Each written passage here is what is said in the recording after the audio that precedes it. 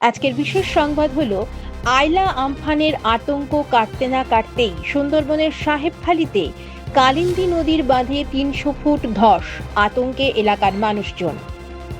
নদীর ধারে বাস, চিন্তা ১২ মাস। সুন্দরবনের মানুষদের আতঙ্ক যেন পিছু ছাড়ছে না। উত্তর ২৪ পরগনার সুন্দরবনের হিঙ্গলগঞ্জ ২ নম্বর সাহেবখালী কালিন্দী নদীর বাঁধে আনুমানিক প্রায় ৩০০ ফুট বাঁধ ধস নেমে বসে গিয়েছে। যে কোনো মুহূর্তেই জল ঢুকে যেতে পারে বলে অনুমান করা হচ্ছে, তাই আতঙ্কে রয়েছে এলাকার মানুষজন। এ বিষয়ে সাংবাদিকরা হিঙ্গলগঞ্জের বিডিও দেবদাস গাঙ্গুলিকে প্রশ্ন করলে তিনি বলেন, তিনি ঘটনার খবর পেয়েছেন এবং ইরিগেশন ডিপার্টমেন্টকে জানিয়েছেন, তারা কাজ করছে এবং আর কোনো রিপোর্ট যদি আসে তিনি সেই মতন ব্যবস্থা নেবেন বলেছেন।